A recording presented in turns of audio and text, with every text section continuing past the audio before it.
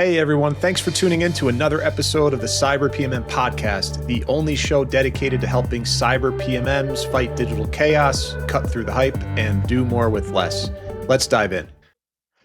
Hey everyone, welcome to today's podcast episode. I am joined by Jordan Snapper today. I'm excited to have him on as a guest. He is also known as Dr. Cyber.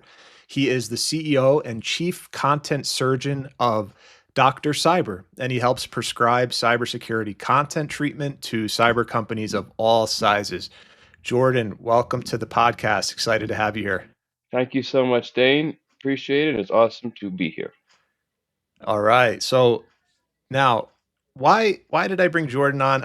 I invited Jordan. He gracefully accepted because I'm digging into the topic of how product marketers can better align and work with other functions, and content marketing is obviously one of the functions that we work with the most, because at the end of the day, we have to produce content for our products. And so there's a science behind that. And so we need a prescription, Jordan. We need your help. Product marketers are in dire need of help because content is one of those things that it eats up a lot of time and energy. And sometimes it feels like we wasted time on certain pieces of content. We don't always know where to start.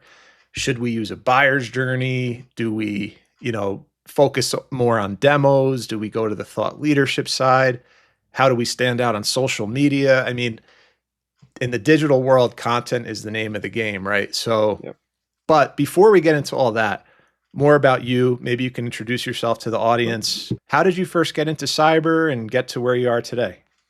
Purely purely by accident. It was during the time of COVID. So, I was just laid off, funny enough, another company which was also cyber, but around 2020, pandemic hit, and then I was out of work for a little while. And then one day I got an offer from two different companies. One of them was the cybersecurity one that offered me a little bit more than the other one, and I said okay. And I've never looked back. It's an industry I love most. It's the people that I really love most working with. Just always something different happening. It is a service that is always needed. It's a service that's growing, and now we're heading into the field of AI and MCPs and all of that stuff. And threats are going to continue to get even more sophisticated, and technologies have to be able to be out there to provide those lines of defense. My responsibility is to help those companies sell those products, to help sort of make the messaging more clear, more transparent. I hate using buzzwords. That's one thing that Dr. Cyber hates. Really try to put a stop to buzzworditis, as I like to call it. And the most important thing at the end of the day is that you're out there helping the cyber buyers make their journeys a little bit more easier, a little smoother. And you do that through, as you mentioned, different pieces of content going throughout the journey, whether it's data sheets, whether it's thought leadership pieces. They all have to be addressing real pain points. And you have to speak to them as humans. I know it sounds foreign, I know it sounds a little strange, but it really works. You need to be able to have that technical knowledge, the product knowledge, and on content. I stress this so much. Content marketers and cyber marketers in general, the most important thing they need to be learning from day one is product.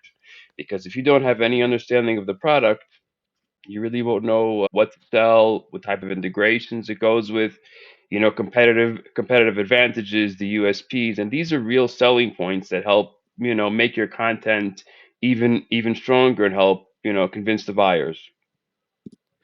So let's pick it up from there. And then now we can start bridging that Yep. like product plus content dynamic, that duo, the tango, right? And, Yeah.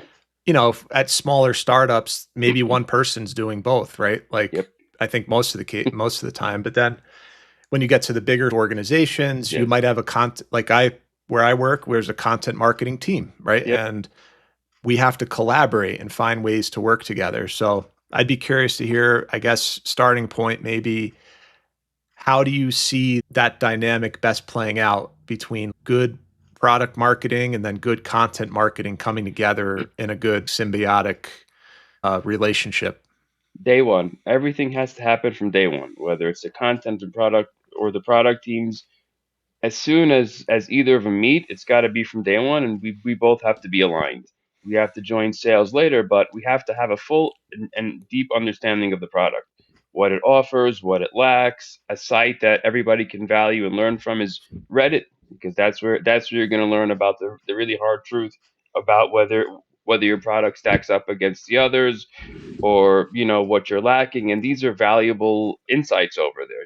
You can take them away, you can start learning from them. I can actually build out entire content plans and funnels just from looking at Reddit. I'll give you a quick little hack on that. I Nice. go into, yeah, so I'll just go into a subreddit, typically cybersecurity. There's also sysadmin, a bunch of others that have Mhm. a lot of members in the group.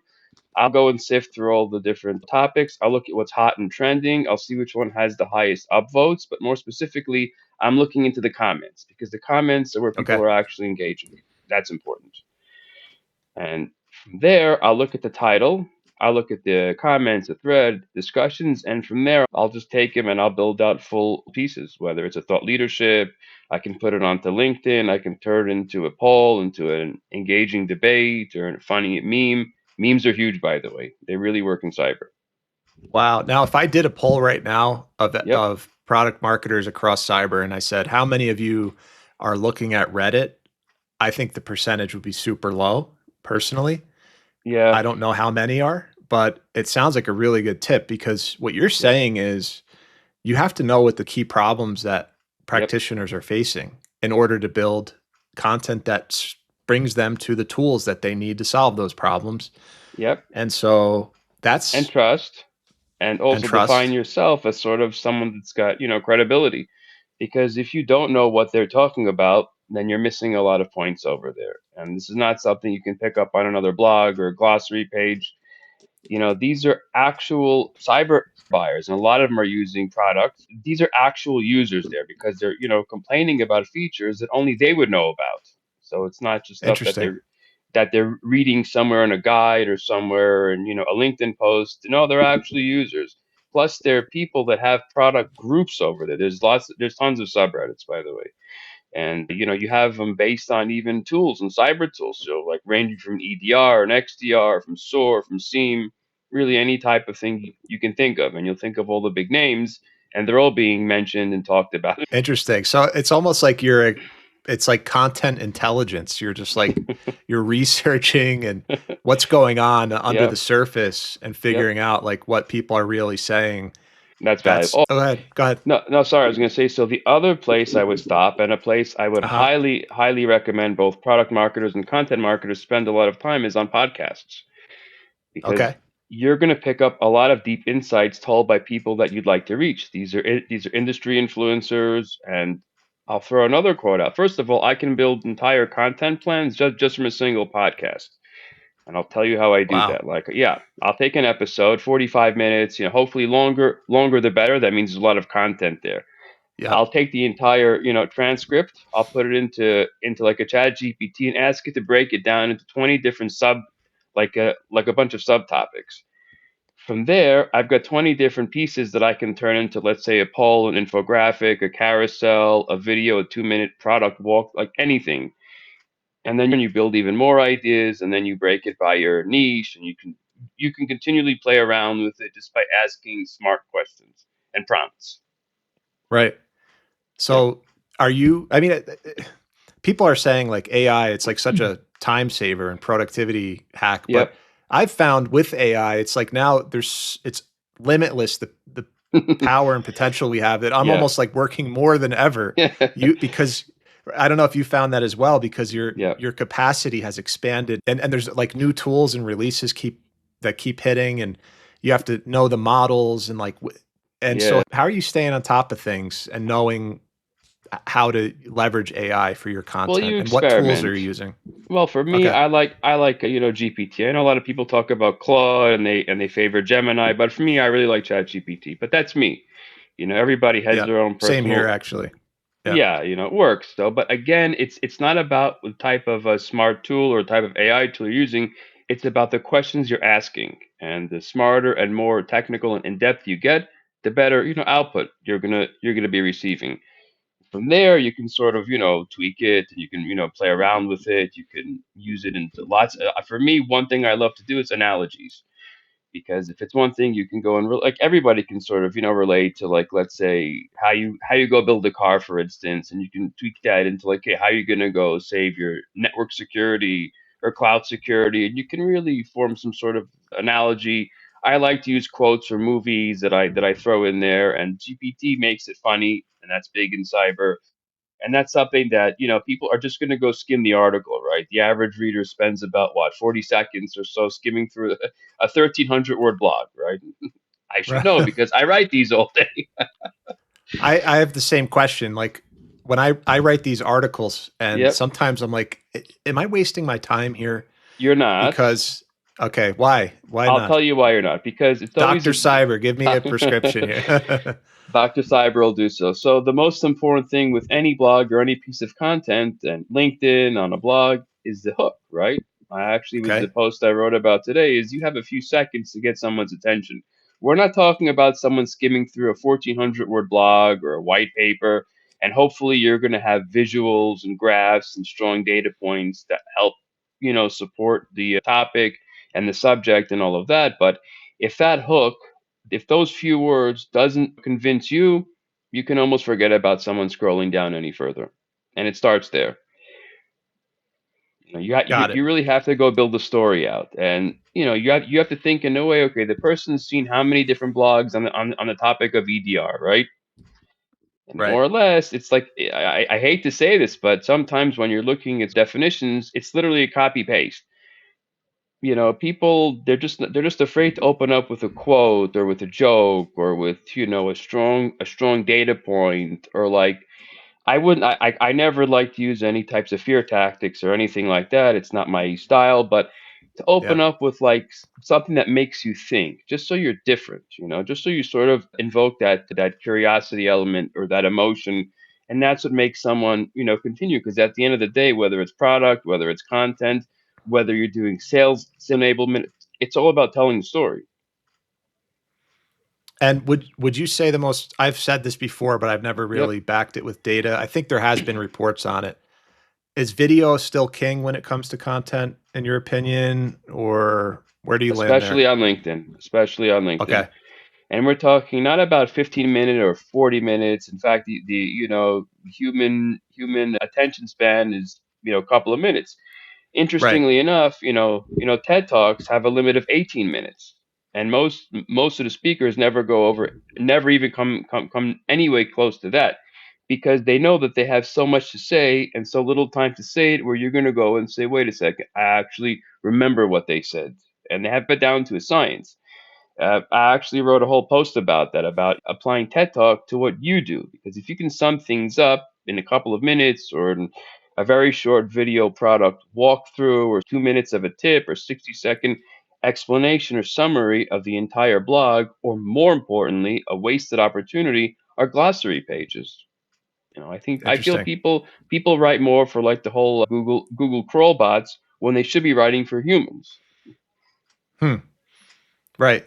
Are Google crawl bots or the SEO aspect, is Yep. that going to be replaced by chat GPTs, and are buyers going to be using that to find It's already information getting more? replaced. There's a lot of people now are leveraging AI tools like ChatGPT to do their SEO, to do the searches. You have like AI SEO now, which is a whole other level. It's a whole different territory. So people Yeah. are definitely starting their search and their journey there. And typically, when they're starting the funnel, let's say they wind up on a glossary page just to kick things off. They want to learn about like an MCP or like non-human identities. They want to first have a basic definition. I'm not talking about a single paragraph. You need to have something that's a little bit more fleshed out, in depth, add a video, add a technical diagram. These things are very valuable.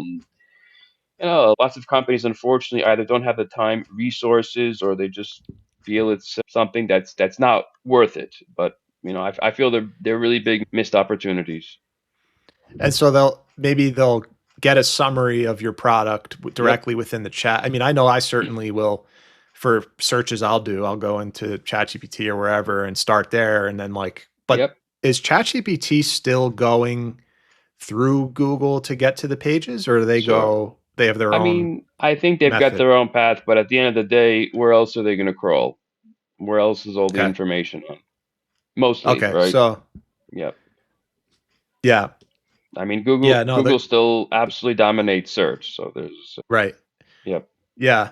No, that's all it's all hitting so fast and so it's so interesting where everything is headed. And then I guess yep, after say a buyer is in that interface and they get a summary, maybe they'll say like, all yep. right, compare the top 5 vendors in, That's it. the Arctic detection and response, whatever. And they'll Yep, compare in a table maybe and say like, yep, all right, compare on their speed of this and that. And they yep. can just do a whole buyer research in these They tools can now. do that. I would put, however, a very big caveat on that. I would say, Okay. most times people are going to do product reviews and they're going to make a very, very big mistake. And I'm talking about content and product marketing writing. I'm not talking about the cyber buyer, possibly. They're going on Okay. peer-to-peer review sites when they should be spending time on Reddit, because that's where their buyers are really giving genuine, unbiased, and unfiltered feedback. Right. So they're doing validation in Reddit with their Correct. peers. So it's like Yep. peer validation, right? Like, hey, has anybody Yes. used? And Yep. somebody will say, yeah, stay away. I mean, That's I it. just went down and boom, they're Or gone. they're Or yeah, or that, or it could be on the opposite end of the spectrum. They could say that the product is fantastic, but there is no, right, support. There's no dedicated support, and everything else is, a la carte, right? Like everything costs extra. You want that dedicated AE, that's an additional. You need to get a couple of extra seats. You need this, you need that. So these things are also these small little details that, let's say, if your company and your product is fantastic and it's, stacking up against other giants, but you offer those services, well, you've got a very big advantage over there. right. Okay. So on both ends of the spectrum, Yep. you can go down and these peer validation through Reddit. Are there any other places they're doing this instead of Reddit? Is it, I've heard, is Discord become, Yep. is Discord, yep. Yep. Discord's also a very, very big channel. MSPs especially. MSPs are in there. Okay. Yep. Yep. All right. So Well, go back obviously to your Slack communities and all of that, oh, but Slack. that's, yep, that's other Yeah. areas, and you can be sure CISOs are on there, and they're most definitely talking about you. Hopefully, good. Right. Yeah. I can assure you Yeah. on that. Okay. Well, so then your process, because you know, with these AI tools too, are you using any content production tools like that you've either built yourself or that you use that you recommend for content production to speed the process up? Like, can you take Yeah, an article, right? Say you write this 1,500 word post. Can you drop, is there ways to like drop that into certain tools and of course. generate that waterfall of content now? There isn't any question about that, Dane. You can pop it right back into GPT, ask it to go break it into several different into different subtopics, and you can turn them, okay, like take this topic on EDR or like zero trust, and go build out a 30-second video intro. Go build out a quote. Quotes are also very, very much overlooked, and I'll tell you Mm, why. I'll give you a little hack over okay. there. Is when you're watching, let's say, a demo, or like when you're watching a webinar or something like that, and there's a speaker or there's a couple of speakers or sometimes a panel, they're actually giving you insights and they're using their own words. And again, you can take that entire transcript, throw it into GPT, and you can see who said what. Now, let's say you go and pull that quote from someone like that's a big industry influencer in OT technology and zero trust. And that's a person that you want to have possibly as a guest on a podcast, or maybe to sort of interview later on, or to sort of write a guest post or something. If you quote them and link them back into your article, now you're taking a quote from a webinar, which means to them that you've taken the time to watch the webinar. It shows that you care, that you have vetted interest, and they actually do appreciate that. And once you've attributed that quote back to them, it's also unique. You can highlight it. You can offer to put them as like a graph or something on LinkedIn, and visualize it further on Twitter. It's very big, and Reddit would be nice. And you're just further taking one small little chunk of content, and doing a lot with it. So the quote is of the speaker on the webinar, you mean? Yes. Yep. Some and Yep. you Something mentioned they them said. and That's it. interesting. Because they're also giving you unique insights that you're not going to really find on the other blogs around the similar topic, because it's coming directly from them. Right. So it wasn't ever in written form really Right. on the web. That's it. It's only their verbal expression. And you're That's like, it. hey, I heard what you said there. Yep. And Interesting. all you gotta do right there is wrap a pair of, quotation marks around it. That's it. Right. Yeah. And the But, link to their LinkedIn or and yeah, link that's it. back and That's it. mention them so that they're aware. That's it. Very interesting. And of course, on social, And that's tag them. yeah. Yeah. Yep. Yeah. I was listening to a podcast yesterday. Do you listen to the Marketing Millennials by chance? I know. Yeah. They have this pod and he runs it. But he had this tactic he was talking about, like when you're looking to interview, like we're doing, right? And Yep. I tried it yesterday. He was like, you start with like calling all and you put in your target and then you kind of talk about what you, and then you ask them to tag a friend that might want it. And I didn't get one engagement doing that yesterday. So I'm embarrassed to say it did not work at all for me. So sometimes, I try, there's so many different things that you can do and try, but it seems to me like Yep. everybody's still kind of there's things are changing so fast that it's like there's really no guarantees with content, is there? It's Yep. like it depends on the timing. You have to really capture a certain topic at the right time. You have to almost have like a knack for it. Yep. It's like art and science, isn't it? So, Yes. if there was an exact science, you could just like you would publish your book and people can just take that and implement it. But do you find that when you engage with your different clients that it's like bespoke and like a different formula, a different prescription that you're giving out? Or is it the same each time? Like, how are you? In I different don't know. formats, and I use different things. You'll never really catch me writing the same thing twice. Data points. Oh, I'll tell you one thing. If you want gold, and I say this, and I beg all of my clients, especially if they want to write a white paper, and since you're a product guy, I'm sure you understand this. I Yeah. tell them, can you actually give me security research or unique company data? They say no. I tell them I can't help you on a white paper. It's gonna be a waste of time. Because you're not really offering anything new or anything unique. And unfortunately, a lot of times is I have to go attribute a data source to one of the direct competitors. So, you know, Because they didn't have original research. So you're unfortunately, saying an yep. original research almost works every time. Like, I'll give you the best example on that is Wiz. I mean, you can see what they did recently in that whole, DeepSeek thing. They had someone on their security research team go in and actually hacked it, himself. He found and actually oh, that's uncovered right. and the end result was not only were they able to get all of the attribution to them, and they were ranking for that. Which, by the way, I believe if you go type in DeepSeek, you'll see Wiz there, and above Wiz is Forbes, and guess who they cite throughout the article? Wiz. That's it. Because That's they how. Yep. successfully, this was in, I remember this was, it was nuts. It was in Yeah, January. that's right. And all of a sudden, everybody gets out of the holidays and it was like DeepSeek comes out of nowhere. That's And it. then, and it was like Nvidia's stock was crap. Remember, everybody Yeah, here listening is probably having, flashbacks, but it's nightmares. like, I remember that distinctly. And then I remember that story emerged. It was like, well, hold Yep. on. It was like, all right, everybody, hold on. And it was Yep. Wiz that proved there was this deep risk and vulnerability is aligned That's to it. this model, which was basically it was pumping out all this like dangerous stuff That's that it. there was no filter, right? That's it. That's smart SEO. That's SEO where you've Okay. got the security research. You've got everything working there, and it's stuff that's unique, it's fresh, it's different, and you'll be getting a lot of earned and free PR that way. Okay. I Yep. mean, Wiz, honestly, they're only like 5 years old, and Yep. I saw they were bought by Google for like 32 billion. That was just this year, wasn't it? Yep. Recently, So couple of months yeah, ago. yeah, very interesting path that they took. So, but I like what you were saying about this whole original research, like Yep. finding your own research, It right? is the most important thing. It is the actual point differentiator. Cato is phenomenal at this. They do, I believe, a control threat report, and Pantera has this. I believe, if I'm not mistaken, Zscaler has excellent reports, and they really invest the time in this, and it shows.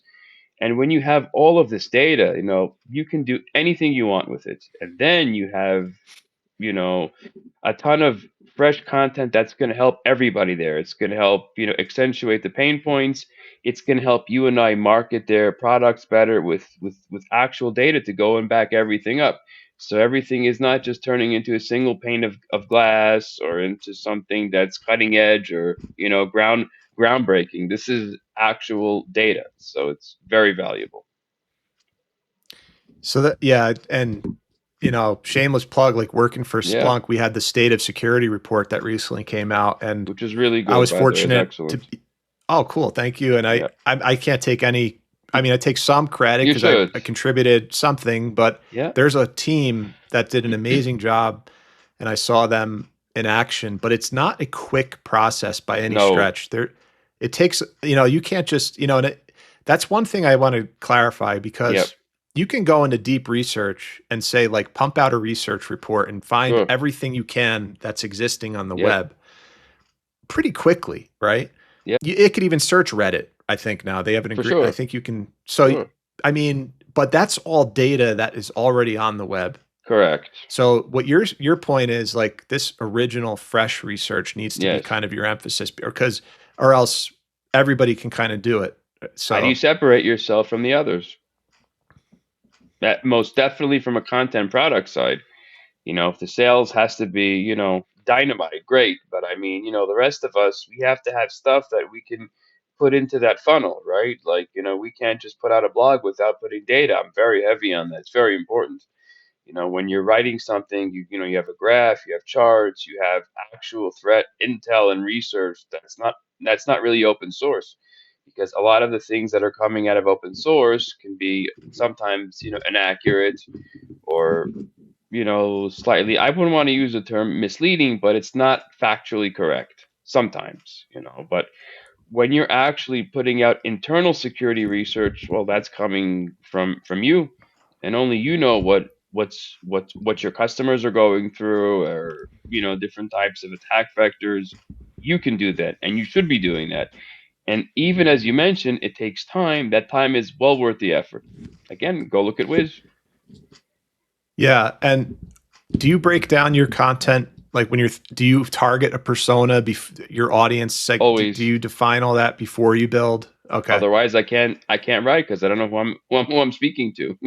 Thank you. You heard it. Everybody, listen to that. That's the key. I think And go ahead. no, sorry. And the other thing is, it's not always the CISO. People think it's CISOs. It's not. I promise you, they're not the users. It's going to be the SOC analyst. It's going to be IM managers. It's going to be DevOps or GRC. These are your users. So, start the conversations with them, and that happens on LinkedIn. Uh, Something else I like to say is, another little hack I'll throw out there for you. I like to use something called the, reverse Facebook engineering effect. Zuckerberg is Okay. a much better marketer than people give him credit for, right? Because when Facebook came out, Connect You was there already, and they already had all the Ivy Leagues. They had Harvard, Yale, all the big names.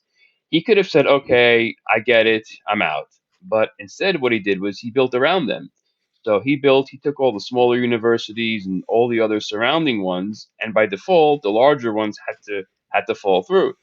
I like to use this type of an analogy with the CISO, because you're not going to get to the CISO directly. You're going to go through their team, right? So you may as well start building out those relationships and understanding their pain points, because they're your end users. They're the ones who are going to be actively using your products.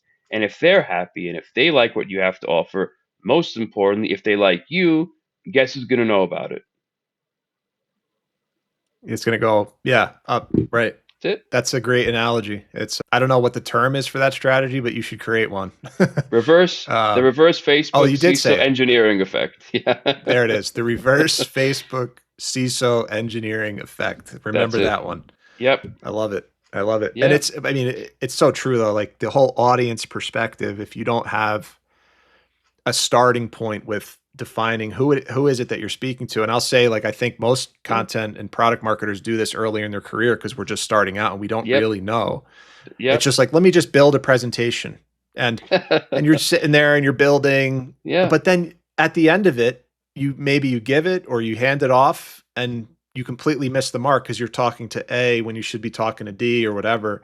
And I think that was probably one of the more painful lessons I ever Yep. learned was like starting with the audience first. That's it. Because if you don't know who you're writing to, you don't have much to say, Right.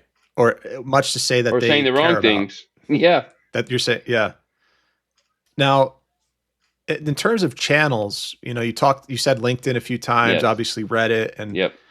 are there any other places that uh, because that's the thing is I mean, you have X, you have Instagram, Yes. you have YouTube, you Yep. have LinkedIn, Discord, Slack. Discord, Slack.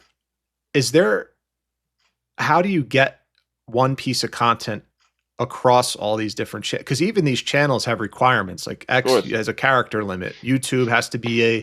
landscape video, unless it's a YouTube short, Yeah. and then it's got to be it's Yeah. madness, right? Like, Yep. so you can spend an hour formatting a single piece of content for all these Mm-hmm. platforms, or Yes. maybe even more.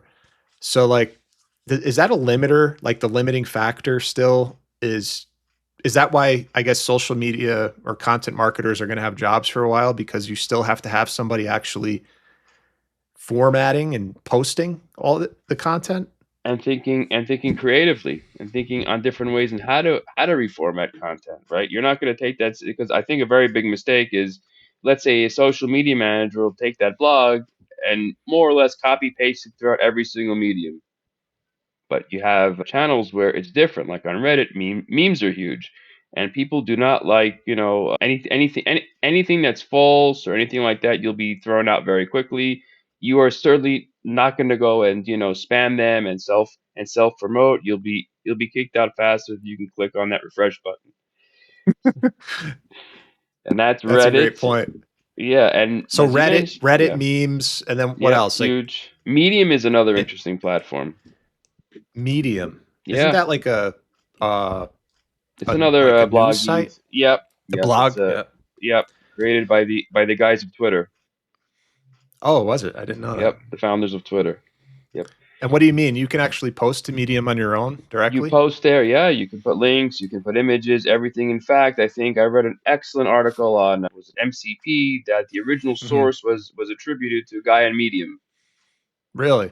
Yes, and he had So diagrams which MCP, companies use that same image and they cite the source and it goes back to his Medium page. And if he's smart, he has his links and I'm sure he has everything in a website and you can imagine. He's getting the traffic. now, all right. So you mean he first published this Yes, idea for on MCP on Medium. Medium? Yeah, yep, Interesting. yep. What about Medium, Substack? What's your take on Substack? a good place, but you have to come with a lot of technical knowledge. Okay. You really have to get Yeah. that side. I wouldn't go there and start with the memes or anything like that. I mean, it's more of like a Right. technical place. Right. So Reddit memes, Substack long form, technical. More like technical explanations or guides or like QAs, but more on the technical side. I guess short to the point. Sort of. Okay. I guess you can consider it more like a more technical version of Quora, if that makes sense. Okay. Medium, you would put It's a in good the platform. research, publishing research. I put it more sort of as like another blogging channel, like a Blogging. public Okay. blogging channel. Yeah, but I think they get about a couple like 30, 40 million plus views, monthly views. So it's pretty good. Okay. YouTube, obviously video. Can't do much else there. That's it.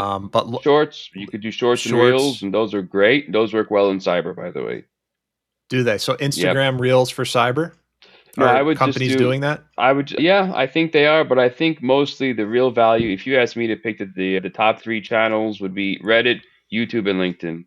X is up there as well, but those three, again, depends on the piece of content, depends how you want to go and distribute it, depends if you have attribution funnels, if you're running paid ads or anything like that. Then it really all depends.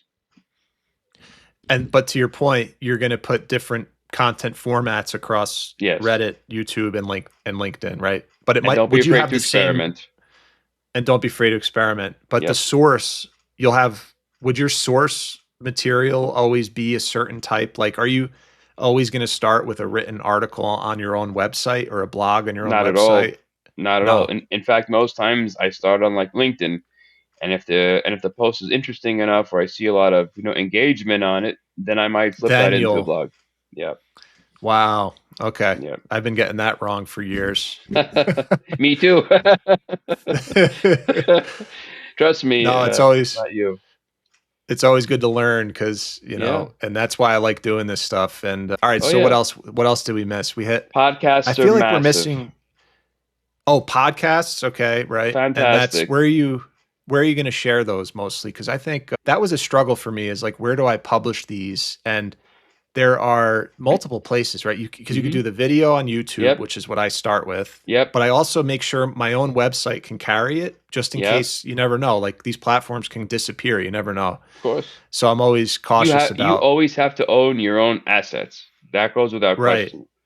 Okay. It's you. It's all you. And then, you want to, distribute it through other channels, fine, but you always have to own your assets before any other platforms do. Because as you mentioned, in a split second, algorithms can tell you, well, yeah, we just don't want to show it anymore. You're not paying us, we're not going to show it. Right. It's And the too much most of a risk. a risk, and you as the actual content owner, you don't have, control over it. And that's an Correct. issue. Yep.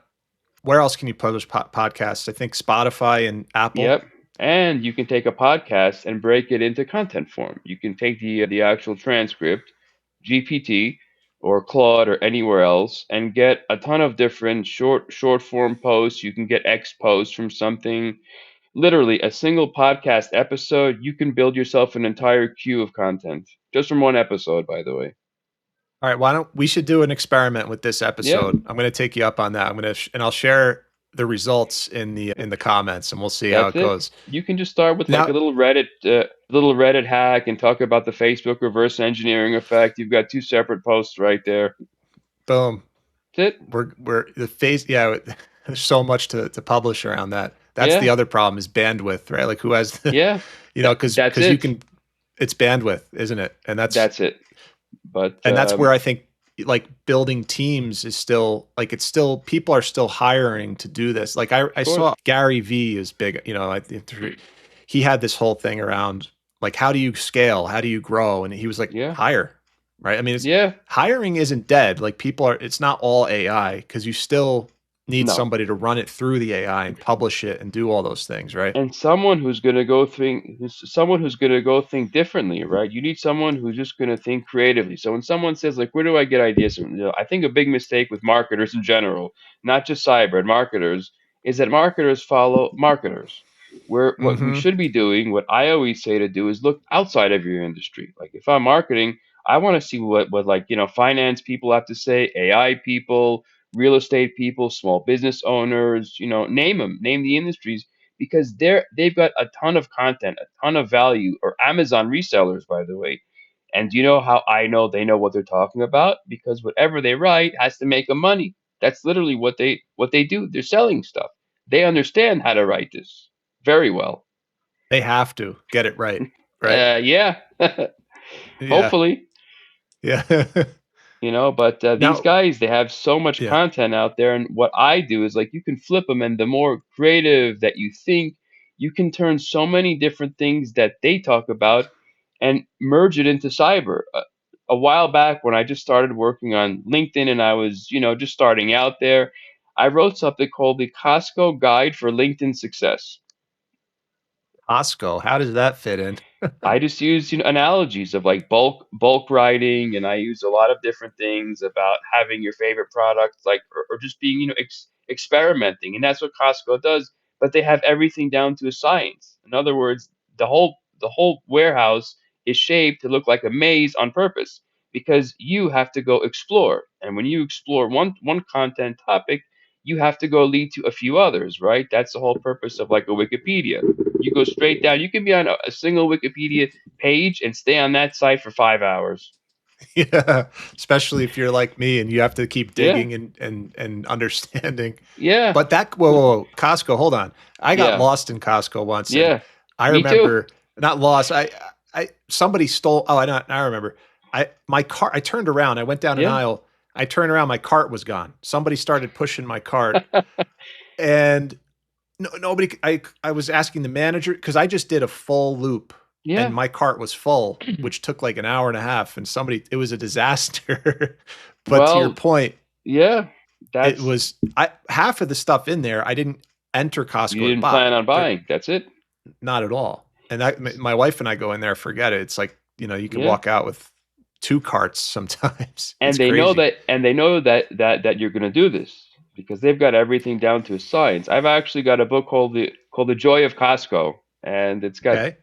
unbelievable stuff in there, highly suggested. It's a very, very fun read, and I like to apply a lot of that stuff like into the world of cyber. I mean, who would think that Amazon has like a I'm just using Amazon for a second, and they have like, a one click, and now they've got, if I'm not mistaken, like an hour delivery.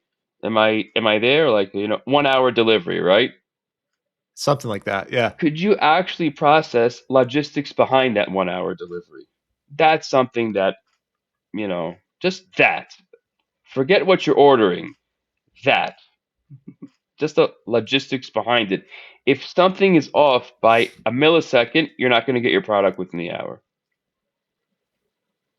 I mean, that's why their stock has been That's why they're Amazon. not that's why they're Amazon, right?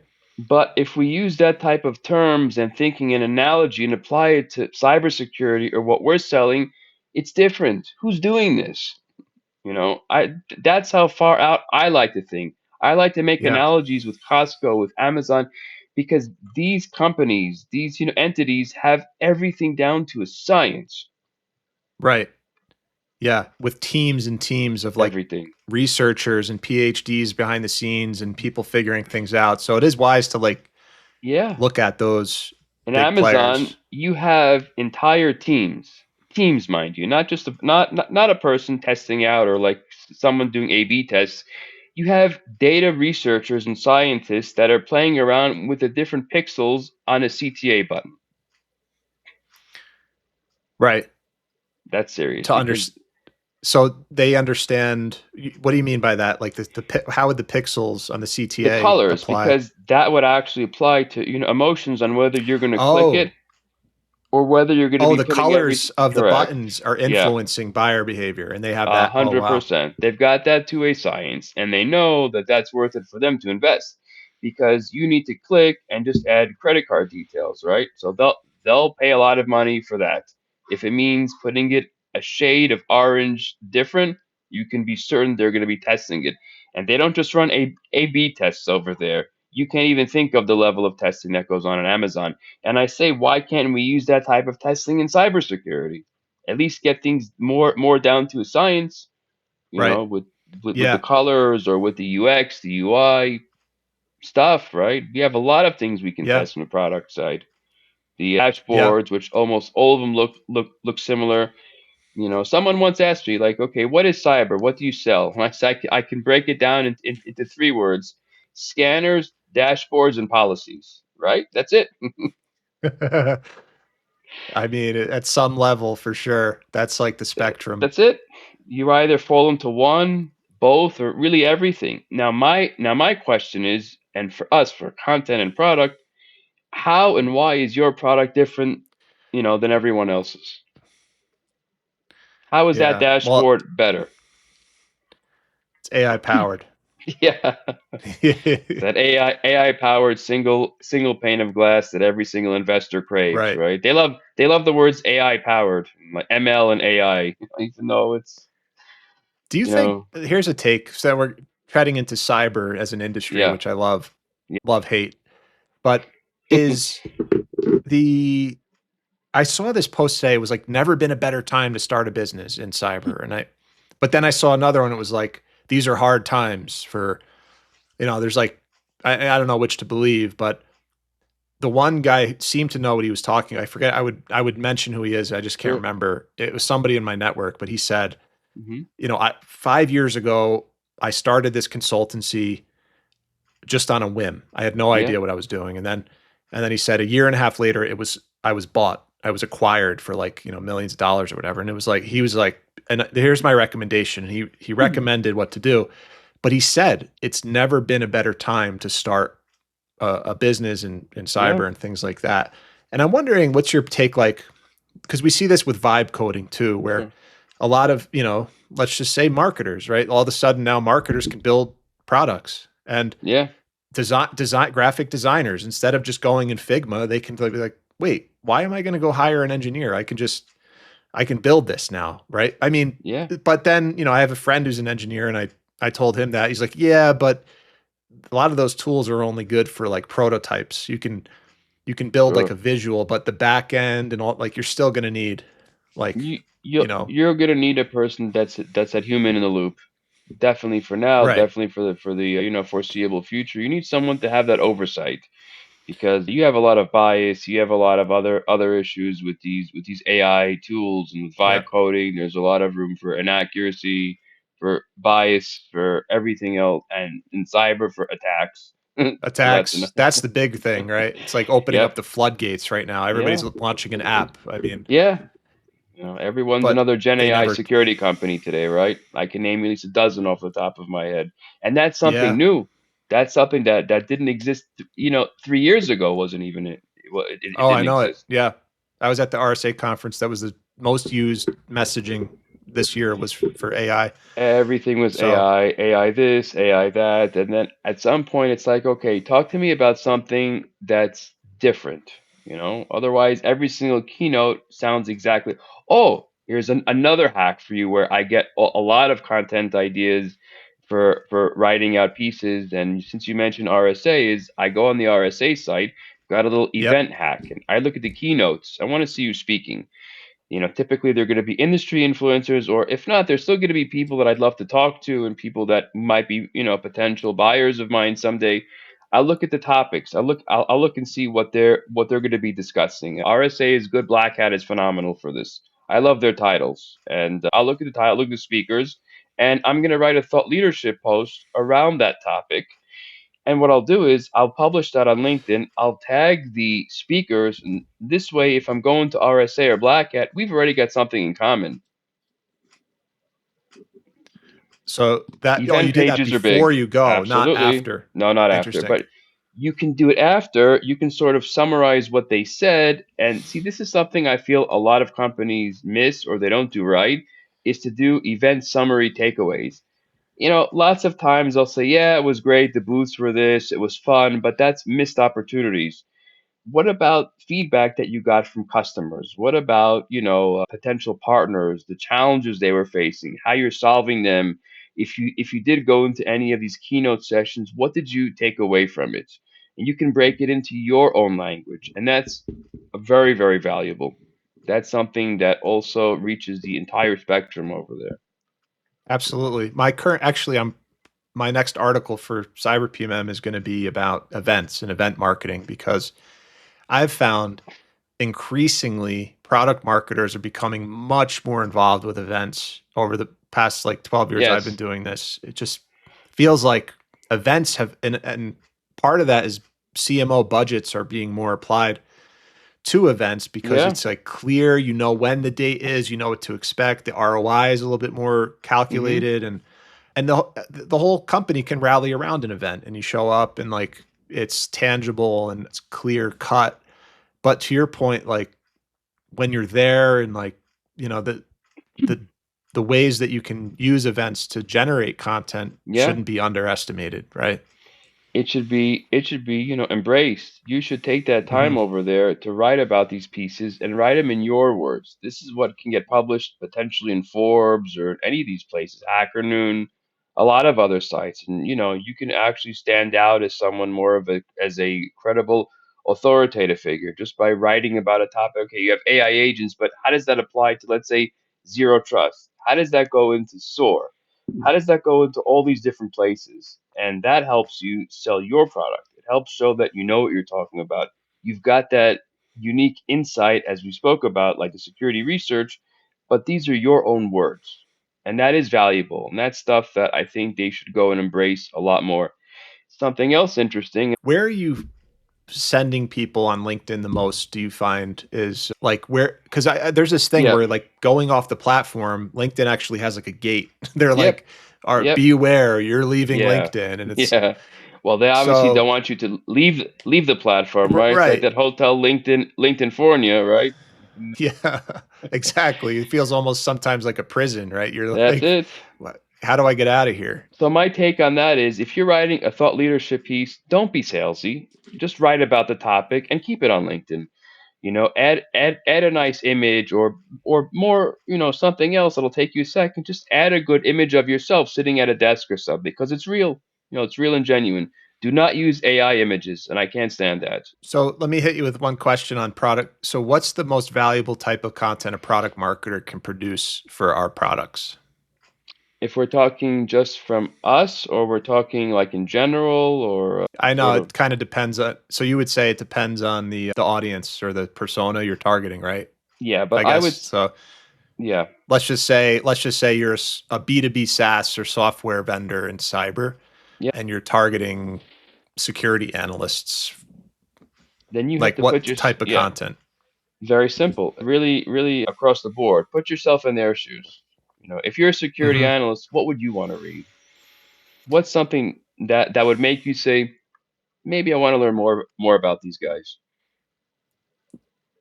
It would have to be use case Yeah, related to their actual day to day, right? Like, that's it. well, that's the Yeah, question I have for you is like, do you start with the use case and then lead to how your product solves it? Or do you start with, you know, your product first, right? use case first. Always the use case Okay. because you want to talk about the actual pain point before you can provide a solution. Chicken Okay. or the egg. But here you have to have a actual pain point. I'll give you a good example. NHIs, non-human identities. What's one Hmm. of the major use cases, which funny enough blends into the world of zero trust and microsegmentation.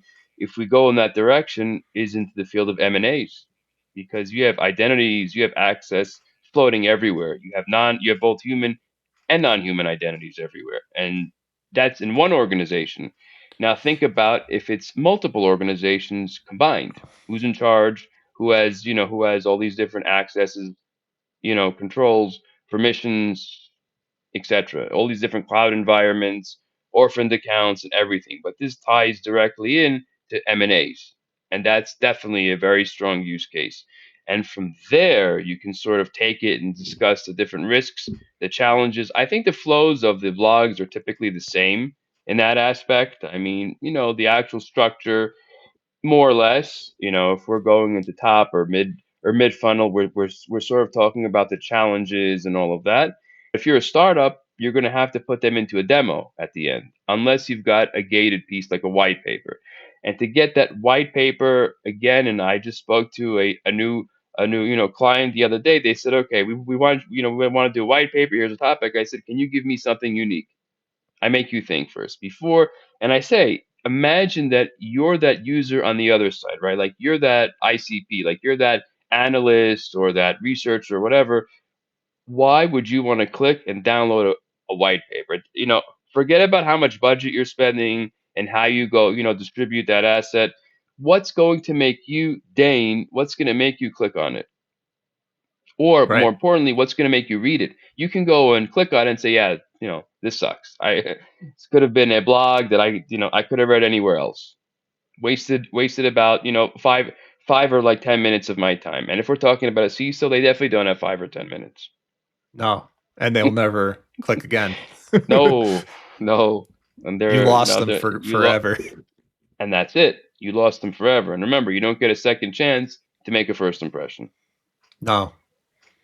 Definitely And that's not in why our industry. it's better to be patient with these Yeah. right publishing processes.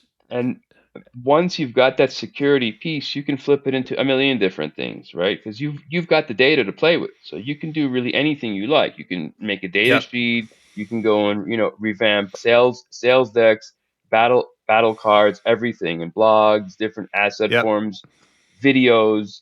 Then you can go and gate them, because then it's research that's not available out there. Wow. I mean, yeah, I feel like we can keep going for another hour here, Jordan. This is a great topic. I love talking Yeah, content and I've me learned a too. ton. but we are coming up to time. I want to be respectful of your time. And I do want to give you the chance to ask anything of the audience, or maybe how can they learn more Sure. about you and what you do, or are they open to follow you on LinkedIn, stuff like that? Absolutely, by all means, you can find me on LinkedIn. You can either look for me, I'm Jordan Snapper, or you can follow. I've got a company page, which I've got to flesh out with some more content, which is coming up, called Dr. Okay. Cyber Media. That's my LinkedIn page.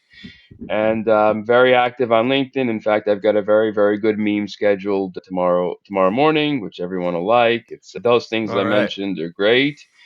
And yeah, lots of people to follow. So I'll just throw out some names out there if anybody wants to get.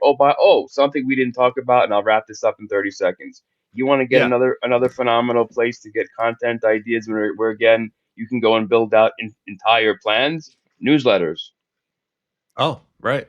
LinkedIn newsletters, and I'll give you some of the best names. I've actually got lists, so you, by all means, after this, feel free, reach out to me. I'll send them to you. A lot of them are friends of mine. They're amazing people.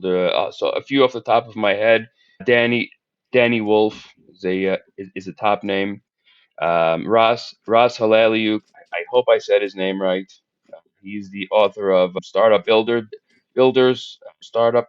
Builders. I hope I said that right. A guy named Prevet, Mike Prevet. He runs a newsletter called Return on Security. Phenomenal. I mean, these are some of the best. Richard Steinon. I want to make sure I Hmm. pronounce the name right. I'm sure you know who That he one is is. Steenan, actually. I Steenan. learned that because he was a guest on this podcast last Yeah, year and he corrected me on that. Steenan. There you go. See, I learned something new now. So There you go. there's him. There's another one. His name is Francis Odom, and this guy talks software, and he's very, very technical. You can pick up so much here. What else can you do is you can look at their topics and headlines, and you can flip them into LinkedIn posts. By the way, tons of them There you go. with your take and your spin. Don't copy paste, please. Yeah. Just everybody's going to leave this podcast and start plagiarizing all those newsletters now. Well, definitely didn't hear it from us. No, So no. Disclaimer. They didn't read the disclaimer up front. that's it. The way, Well, when yeah. you start a company, please, and I stress this from the content side, sync with product, sync with sales, and know thy product and study thy demo.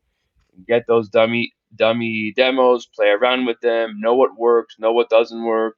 This way, when you write, it means something. Gotcha. Yeah, that alignment there is key. Well, that'll be something we pick up. If you agree, we'll do this again sometime and Yeah, maybe I'd love dive to. into to that some more. That would be Yeah, awesome, Jordan. love to. But yeah, cool. Well, thanks so much for your time. I hope Pleasure. everybody enjoyed this conversation. Again, check out Jordan there on LinkedIn and all the great stuff he's posting. But yeah, Jordan, thanks so much. I appreciate it, Dane. Thanks so much.